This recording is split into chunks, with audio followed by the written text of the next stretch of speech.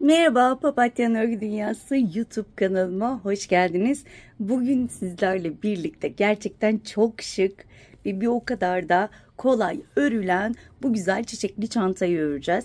Tabii ben yine kendi dokunuşlarımı bu modele ekledim ve gerçekten ortaya çok güzel bir şey çıktı. Şöyle yakından göstermek istiyorum. Ve tabii ki içinde göstermek istiyorum. Ben terziye astar diktirdim ve fermuar eklettim arkadaşlar. Şu şekilde gerçekten çok güzel oldu. Umarım sizler de beğenir, severek örersiniz diyorum. Ve ben çok beğendim gerçekten. Kendim ördüm diye demiyorum ama biliyorsunuz ki ben gerçekten beğenmeden sizlerle hiçbir şeyi paylaşmıyorum. Hemen ölçülerine geçelim. Şöyle eni 43 santim arkadaşlar. Hemen boyunu ölçmek istiyorum. Şöyle tam bir ölçü vermek istiyorum. 28 santim arkadaşlar. Ne kadar ip gitti? Hemen şöyle ben sarma iplerden kullanıyorum. Çile halinde alıyorum. Evde çok fazla var ve içlerinden sürekli kullandığım için ve hassas tartımda olmadığı için size net gramajlar veremeyeceğim. Ama siyahtan 200 gram elinizde varsa ve kese kağıdı rengindense 300 gram varsa rahatlıkla örebilirsiniz arkadaşlar. Ama dediğim gibi net bir gramaj veremiyorum. Çünkü elimde olan iplerle ördüğüm için ne kadar gittiğini tahmin edemiyorum. Ama en yakın zamanda hassas bir tartı alıp size tam gramajları vermeyi düşünüyorum. Kullandığım tığ ise 3.50 milimlik tığ kullandım. Eliniz çok sıkıysa 4 milimlik 4.50 milimlik tığlar kullanabilirsiniz arkadaşlar. Bu tamamen elinize bağlı ve ipler, bu çile aldığımız ipler bazıları çok sert ve bazıları çok yumuşak olabiliyor. O yüzden iplerimizi alırken şöyle bir kontrol edelim. Yumuşak mı, sert mi, nasıl örebilir miyiz diye. Çünkü hepsi aynı olmuyor arkadaşlar. Bazı arkadaşlar ben kağıt iple ördüğümde sizinki çok yumuşakmış gibi görünüyor dendiği için bunu da söylemek istiyorum. Bakın mesela siyah çok yumuşak, diğeri biraz daha sert. Onu elinizde kontrol edip o şekilde alırsanız daha rahat etmiş olursunuz. Kağıt ip yumuşatma işlemini maalesef ben yapmıyorum. Cesaret edemiyorum. O yüzden aldığım ipleri olduğu gibi kullanıyorum. Evet arkadaşlar, isterseniz bu güzelliğin yapımına geçelim. Geçmeden önce minik hatırlatmamı yapmak istiyorum. Bu aralar maalesef izlenmelerde düşüş var. Nedenini ben de bilmiyorum. Elimden geldiği kadarıyla sizlerle en güzel modelleri paylaşmak istiyorum. Ama herhalde birkaç ay ara verdiğim için böyle olduğunu düşünüyorum. O yüzden bana desteklerinizi verirseniz ben çok mutlu olacağım. Bana vereceğiniz destek nedir? Bu videoyu beğenip altına yorum yapıp ve arkadaşlarınızla paylaşırsanız bana gerçekten büyük bir destek vermiş olursunuz diyorum. Hemen bu güzel çantanın yapımına başlıyorum. Evet arkadaşlar, öncelikle çantanın tabanıyla başlıyorum. Bir zincir çekerek başlıyorum. Hemen ipime bir düğüm attım.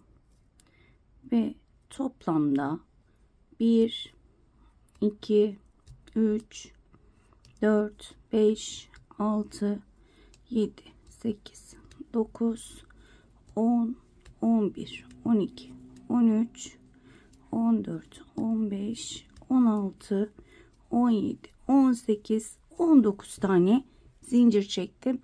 Bu alt bölüm, taban bölüm tamamen size kalmış. İsterseniz daha dar yapabilirsiniz, isterseniz daha geniş de yapabilirsiniz. En son çektiğim zincirden tutuyorum tırnağımla. 1, 2 zincir çektim ve tırnağımla tuttuğum zincire batıyorum. 1, 2, 3. Bu şekilde arkadaşlar tekli trabzan yapıyorum. İkili trabzan değil. Tığın başını doladım. Hemen önümdekine batıyorum. Ve tüm ilmekleri topluyorum. Tığın başını doladım. Zincire battım. İlmek aldım. Ve tüm ilmekleri kapattım.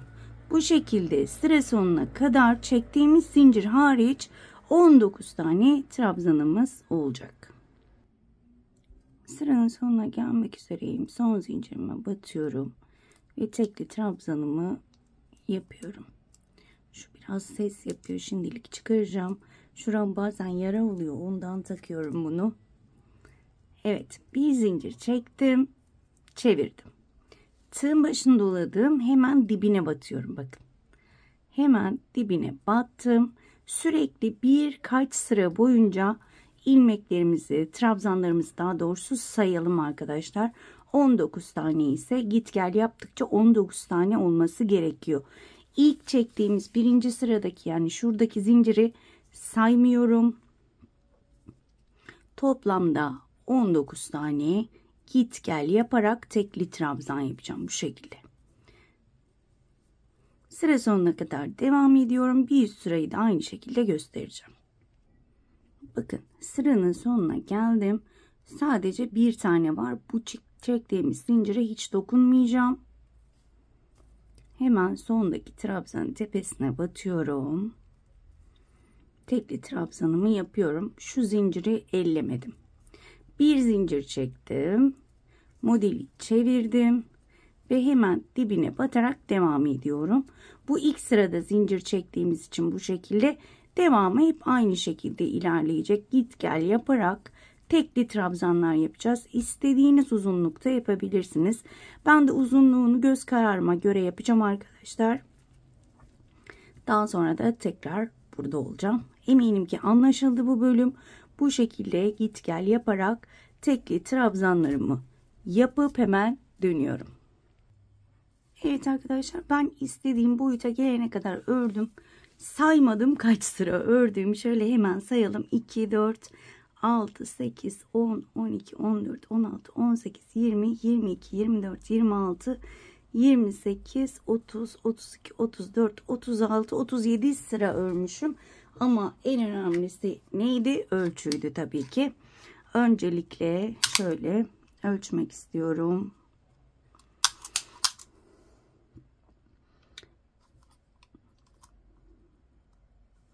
Tam ölçü vermek istiyorum. 35 santim arkadaşlar, bu şekilde boyu. Hemen enini ölçecek olursak 10 santim arkadaşlar, şöyle göstereyim, 10 santim.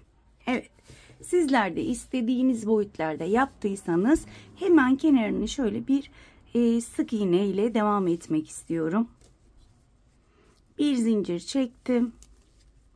Hemen şöyle bakın, önümdeki şöyle biraz netleştirelim. Evet. Bakın, önümdeki ilmeklere batarak sık iğneler yapacağım. Bakın, önüme gelen ilmeklere batıyorum ve sık iğne yapıyorum. Bakın, ilmekler belli zaten. Bakın, bu şekilde tek tek batarak sık iğneler yapacağım. Her önüme gelen ilmeğe bu şekilde batıyorum ve sık iğne yapıyorum. Şöyle diğer uca gelene kadar sık iğnelerime devam edip dönüyorum. Evet arkadaşlar, şöyle hemen şu uca kadar geldim. Yine şöyle ilmeklere batacağım ama şurada bakın ip kalıntım var. Onu alta alarak, yani gizleyerek sık iğnemi yapıyorum.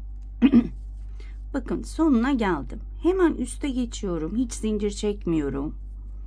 Sık iğneme devam ediyorum. Yani bunun yuvarlanmasını istiyorum, genişlemesini değil. O yüzden yine burada tek tek batarak sık iğnelerimi yapıyorum. Bu şekilde. Bakın, bu şekilde yuvarlanmış da olacak. Bu şekilde dört bir yanını sık iğne ile çerçeveleyip hemen dönüyorum. Evet arkadaşlar, sıramın sonuna geldim. İlk sık iğne tepesine batıyorum. Kaydırmayla kapatıyorum. Burada 1, 2, 3 zincir çektim. Hemen şöyle göstermek istiyorum. Bakın, tüm çevresini gördüğünüz gibi çevreledik sık iğne ile. Şimdi burada artık ikili trabzanlarımız var. Bakın, tam şu trabzanın tepesindeyim ve hemen bu trabzanın tepesine aynı yere çektiğim zincirle beraber 3 tane ikili trabzan yapıyorum. Bakın hiç zincir çekmiyorum. Tığın başını doladım. 1 2 üçüncüye şu şekilde batmıyorum. Bakın arkadan tek ilmeğe batıyorum. Bu şekilde 3 tane aynı ilmeğin içine ikili trabzan yapıyorum. 2 ve 3. Tığın başını doladım. 1 2 üçüncüye tek ilmeğe bakın arkadan. Bu şekilde batmıyorum. Eğer çok büyüme yaparsa şu arkadan 2 ilmeğe batabilirsiniz. Ve 3 tane ikili trabzan. Bu şekilde komple çevresini çerçeveleyeceğiz arkadaşlar. Ve bizim bu gruplarımız, üçlü gruplarımız çift sayı olmak zorunda. Tek sayı olmayacak. Döndük, denk gelmedi. Hiç önemli değil. İkinciye değil, üçüncüye değil, ikinciye batabilirsiniz. Dördüncüye batabilirsiniz. Veya bunların arasında paylaştırabilirsiniz. Yani sonda illa 3 tane kalacak diye bir kaide yok. Eksik fazla olabilir. O çok önemli değil. Onu kendinize göre ayarlayın. Bu şekilde ben tüm çerçeveyi gruplar halinde, gruplarım çift olacak şekilde tamamlıyorum. Şöyle hemen göstermek istiyorum. Etrafını 3 atlayıp 2 tane trabzan atlayıp üçüncüye batıyorum ve 3 tane ikili trabzan yapıyorum. Arada zincirim yok. Devam edip hemen dönüyorum. Evet arkadaşlar, ben sıramın sonuna geldim. Benim sayılarım denk geldi. Tam 3 şeklinde. Ve hiç yine burada zincir çekmeden ilk çektiğim zincirin tepe noktasına batıyorum. Kaydırmayla kapattım. Şöyle bir göstermek istiyorum. Bakın yukarı doğru çıkmaya başladık. Şimdi burada 1 2 3 zincir çektim. Hemen yine şöyle dibine batarak yapıyorum. İkinci trabzanımı yapıyorum. Boşluklara artık çalışacağız. Üçüncü trabzanda 2 ilmek çektim. İkisi tığımda ve hemen siyah ipime geçeceğim. Şöyle siyah ipimi alıyorum. Siyah ipimle kapatıyorum. Hemen şöyle şurada şunu bir bağlamak istiyorum ki çözülmesin. Evet. Şimdi bunu alttan da yürüteceğim. Şimdi bakın bu hemen ipimi altta yürütüyorum. Tığın başını doladım. Hemen önümdeki boşluğa battım. Burada 2 tane ikili trabzan yapıyorum. Üçüncü ikili trabzanımı sadece 2 ilmeğini kapatıyorum.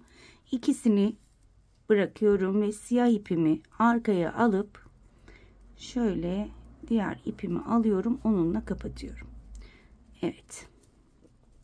Yine siyahı arkada yürüteceğim. Yine bakın önümdeki boşluğa battım. 3 tane ikili trabzan. Üçüncü trabzanın sadece 2 ilmeğini kapatıyorum. 2 ilmeğini siyahla kapatıyorum.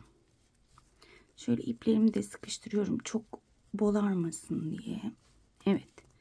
Bu şekilde bir siyah, bir kese kağıdı rengimden devam ediyorum. Sanırım kese kağıdı rengi bu. Renk konusunda biraz acemiyim. Tam tutturamıyorum renklerin isimlerini ama sanırım kese kağıdı bu. Ve saman rengi değil. Saman rengi daha açık oluyor. Evet. Bu şekilde bakın. Üçüncüde 2 kapattım. Siyahı arkaya aldım. Kese kağıdı rengiyle kapattım. Ve muhakkak arkada siyahı yürütüyorum. Hangi iple örüyorsak diğer ipi arkaya alıp yürütmeye başlıyoruz. Şöyle göstermek istiyorum. Bakın bir kese kağıdı bir siyah, bir kese kağıdı bir siyah devam ediyoruz. Bu sırayı bu şekilde bitirelim. Sıramın sonuna gelmek üzereyim. Sonuncu siyahla grubumu yapıyorum. 3 tane ikili trabzan. İlk çektiğim zincirin tepesine battım. İlk yaptığım grubun ilk zincirinin tepesine battım. Bakın şöyle arkadan ip yürüterek kaydırmayla kapattım. Şöyle göstermek istiyorum. Bakın bir kese kağıdı rengi, bir siyah, devam ettik. Şimdi bu sırada sadece siyahla öreceğiz. Hemen şöyle kese kağıdı ipini arkaya atıyorum. Burada 1, 2, 3 zincir çektim. Ve hemen bakın aşağıda duran bölüme batarak tüm boşluklara arada zincir olmadan 3'er tane ikili trabzan yapıyorum.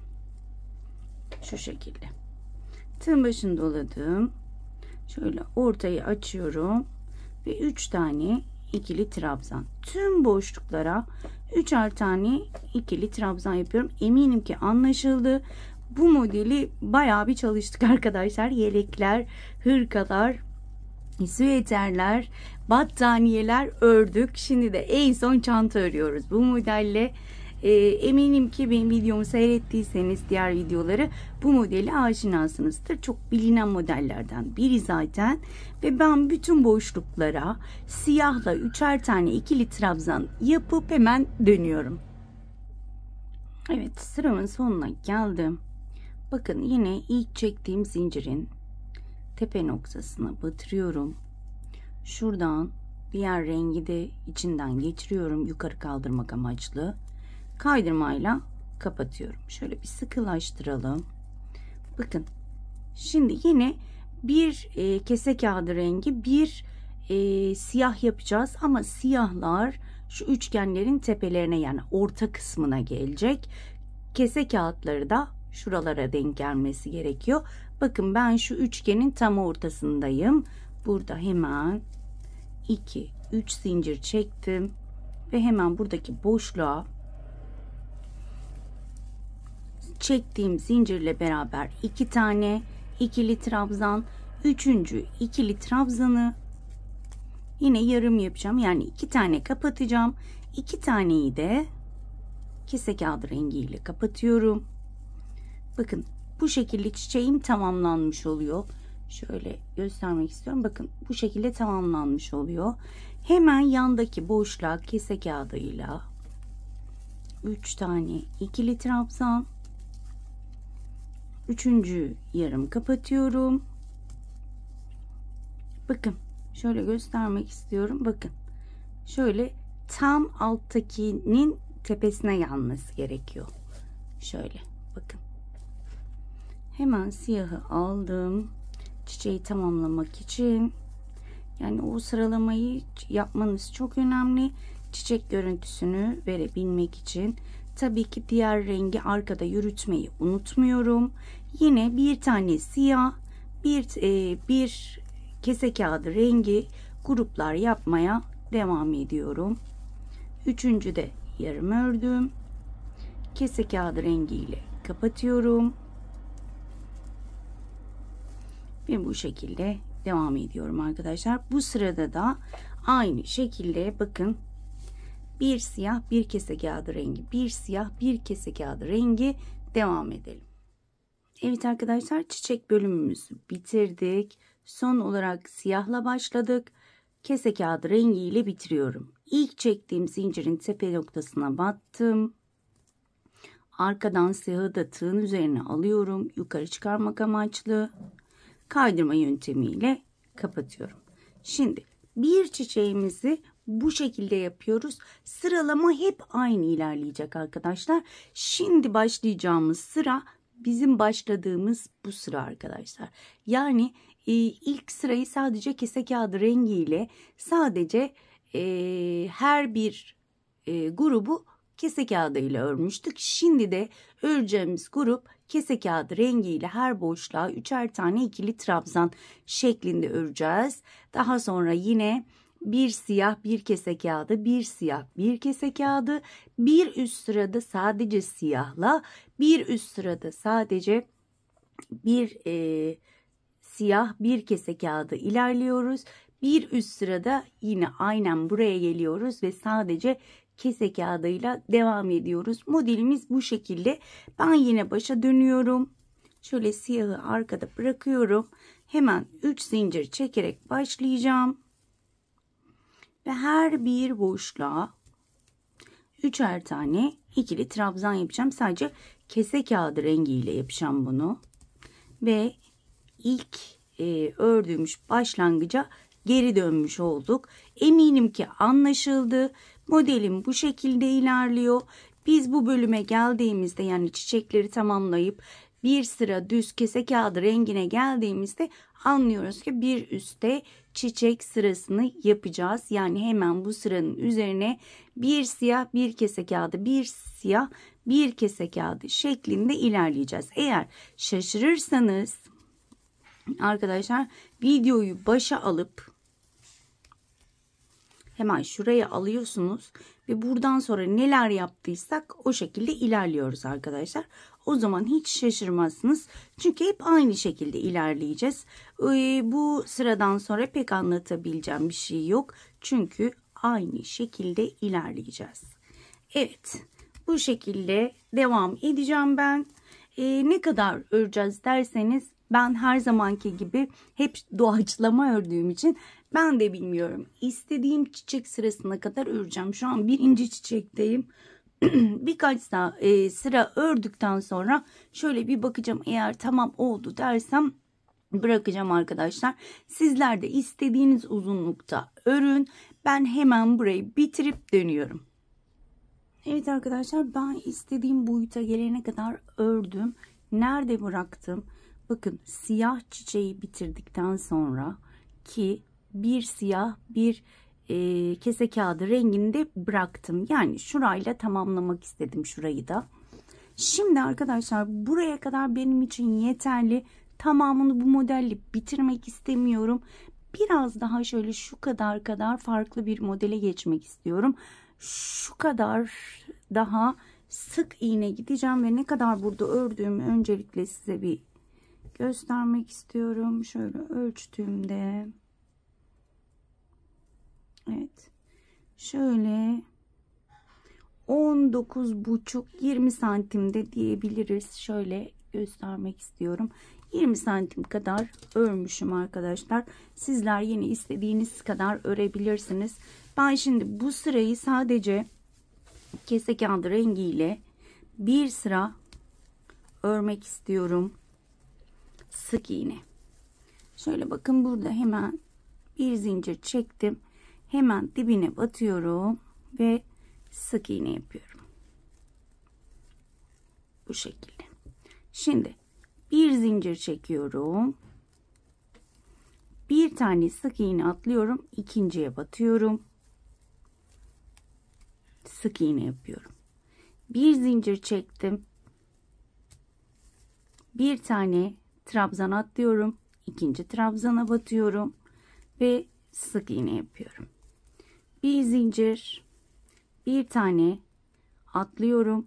İkinci trabzan tepesine batıyorum ve sık iğne yapıyorum. Şöyle bir göstermek istiyorum. Bakın, bir tane atlayarak sık iğneler yapıyorum. Aralarda birer tane zincirim var. Evet arkadaşlar, sıramın sonuna geldim. Yine burada bir zincir çekiyorum. Ve ilk yaptığım sık iğne tepesine batıyorum. Arkadan siyahı da yürütüyorum. Çünkü birkaç sıradan sonra bir sırada siyah yapabilirim. Tam manasıyla bilmiyorum. Yine de ben onu yükseltiyorum. Yapmaya da bilirim, yapabilirim. O çıkan görüntüye bağlı. Yine şöyle siyahı arkaya bırakıyorum. Ve burada bakın, şöyle bir zincir çektim. Hemen boş bir zincir çektiğim yere batıyorum. Ve bir sık iğne yapıyorum. Arada bir zincirim var.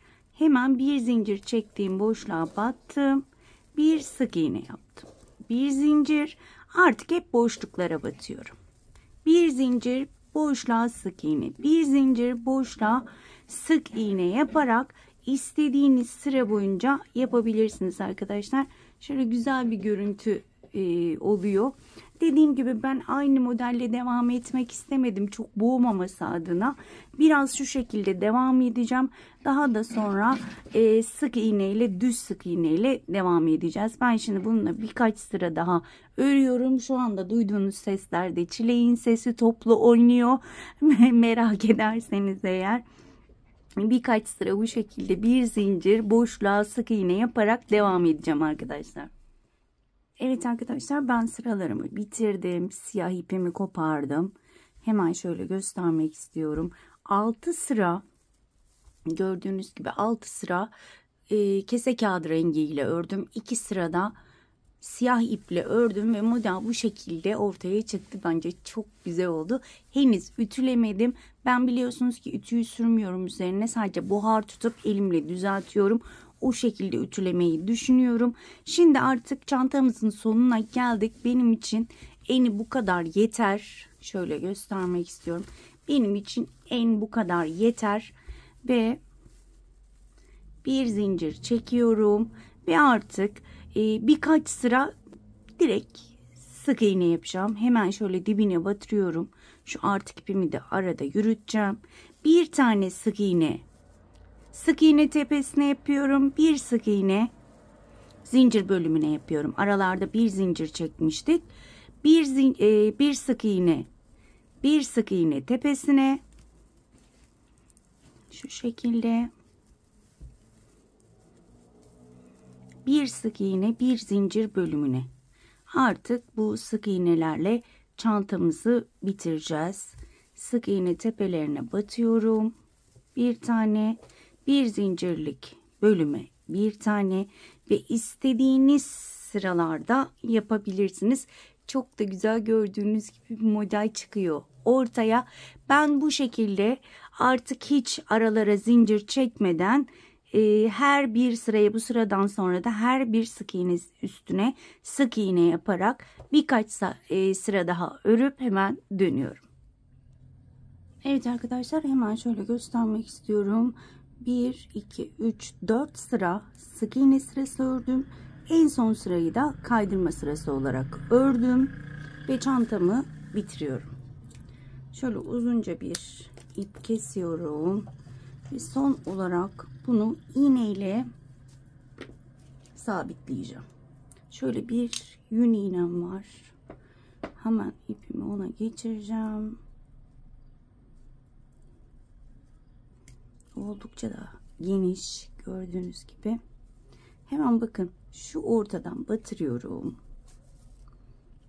Şöyle şurası düzgün görünmesi amaçlı. Evet.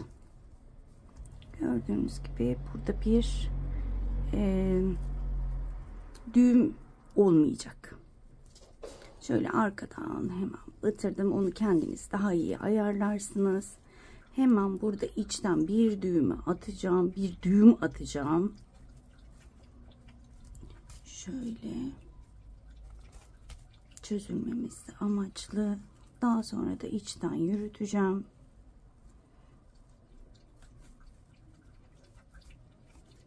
İpimi. Evet. Bu şekilde çantamı bitirmiş oldum. Şöyle modelden sonra ne kadar ördük derseniz hemen ölçmek istiyorum. Şöyle 6,5-7 santim diyebiliriz arkadaşlar. Tam 7 santim örmüşüm. Bu tabii ki tamamen size kalmış.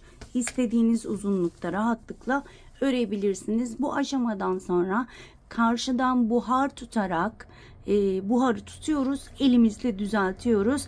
Eğer ütülemek isterseniz çantamızı açıyoruz, içten ütülüyoruz. Dışından ütüyü üzerine değdirmemeye çalışın arkadaşlar, çünkü kötü görünebilir.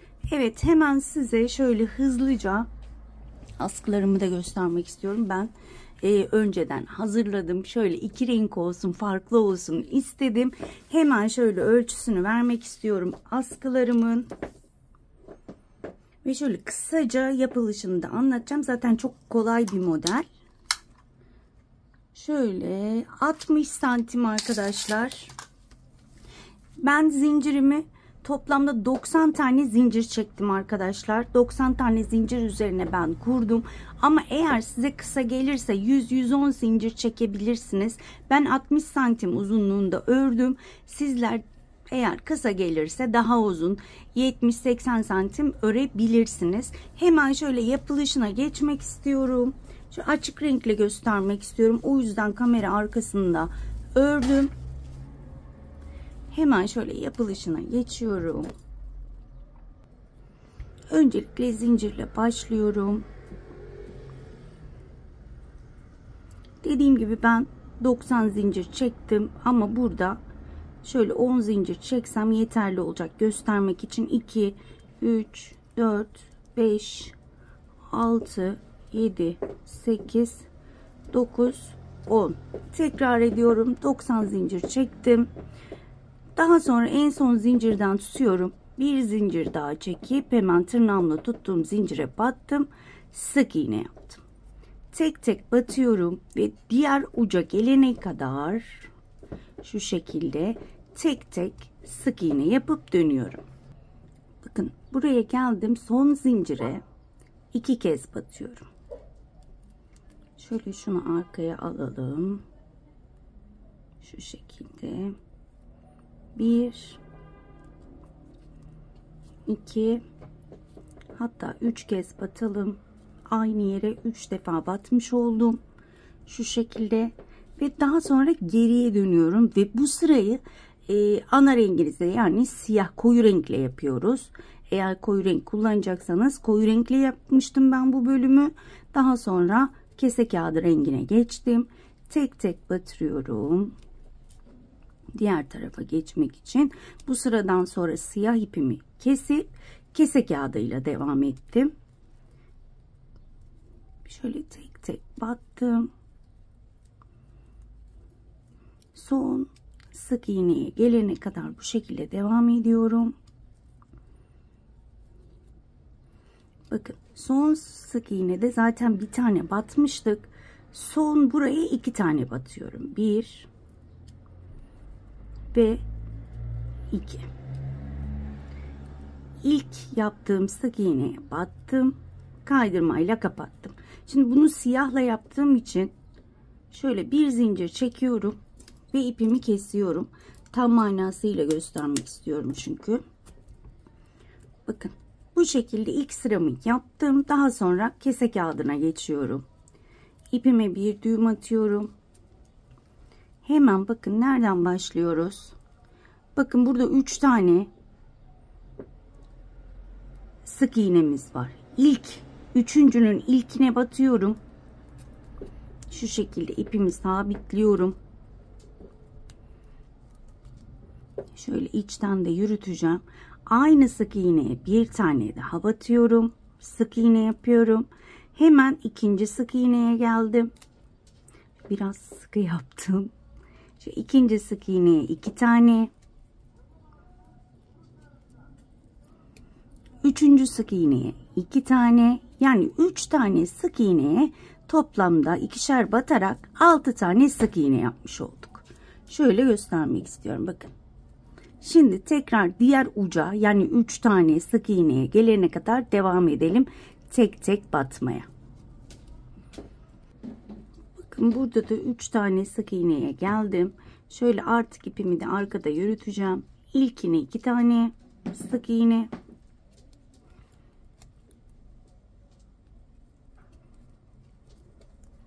İkinci sık iğneye 2 tane. İp biraz sert ip almışım maalesef. Bayağı bir sert örülüyor. Yine 3 tane sık iğneyi 6 tane sık iğne yapmış oldum ve diğer tarafa gelene kadar yine tek tek batarak sık iğnelerimi yapıyorum. Sıramın sonuna geldim. İlk yaptığım sık iğneye batıyorum. Kaydırmayla kapatıyorum. İsterseniz bu şekilde bırakabilirsiniz. Bakın. İsterseniz bir zincir çekiyorum ve önümdeki sık iğne tepelerine batarak kaydırma yapıyorum. Her bir sık iğneye bir kaydırma. Komple etrafını bu şekilde dönüyorum. Başka bir işlem yok. Sadece önemli olan şu ilmeğin tam böyle ayarını tutturmak. Çok sıkı yaparsanız büzüşür. Çok bol yaparsanız daha kötü durur. O yüzden şu ilmeğinizi askıya göre ayarlamanız gerekiyor. Az önce çantanın son sırasında da kaydırma yaptım demiştim. Kaydırma bilmeyen arkadaşlar için sık iğneye batıyorum ve kaydırma yapıyorum. Sık iğneye battım, kaydırma yaptım. Bu şekilde çantayı da aynı şekilde yaptım ve askılarını da son sırasını yine kaydırmayla yaptım arkadaşlar. Şu dönemeçlerde yine aynı şekilde, çok pardon, sık iğneye gitti aklım. Yine şöyle dönüşlerde de hiç arttırma eksiltme yapmıyorum. Her bir sık iğneye kaydırma yapıyorum arkadaşlar. Eminim ki anlaşıldı. Hemen şöyle askılarımı nereye dikeceğimi göstermek istiyorum. Az önce zaten iğnemi göstermiştim. Şöyle kalın bir iğne kullanacağım. Zamanım tükeniyor, o yüzden şöyle karşınızda dikmeyeceğim ama şöyle şuralara dikmeyi planlıyorum arkadaşlar çantamın. Astar konusuna gelince biliyorsunuz ki ben astarı terzide yaptırıyorum. Yine bunun astarını da terzide yaptırmayı düşünüyorum. Bakın şu şekilde dikeceğim. Arkasını da aynı şekilde 2 tane yapmıştım. Şöyle arkalarını dikeceğim. Süslemelerinizi yapabilirsiniz. Etiket takabilirsiniz. Siz nasıl istiyorsanız süslemelerini yapabilirsiniz. Ben bu şekilde çalışacağım. Siz isterseniz yanlara tekrar daha uzun askıda takabilirsiniz arkadaşlar. Ben şimdi kamera arkasında çok fazla uzatmadan hemen bu askılarımı dikiyorum ve hemen dönüyorum. Evet arkadaşlar, ben askılarımı diktim ve ortaya gerçekten çok güzel bir şey çıktı. Hemen şöyle içinde göstermek istiyorum. Oldukça geniş. Ben terzide astar ve fermuar taktırdım. Sizler de ister kendiniz astarını yapabilirsiniz, İsterseniz de terziye verip diktirebilirsiniz arkadaşlar. Şöyle tekrar göstermek istiyorum. Muhteşem bayramlık bir çanta elde etmiş olduk. Umarım beğenirsiniz. Bu şekilde anlatabilmişimdir. Umarım çantayı çok beğenmişsinizdir. Evet arkadaşlar, bugünlük de bir videomuzun sonuna geldik. Kendinize çok iyi bakın. Hoşça kalın.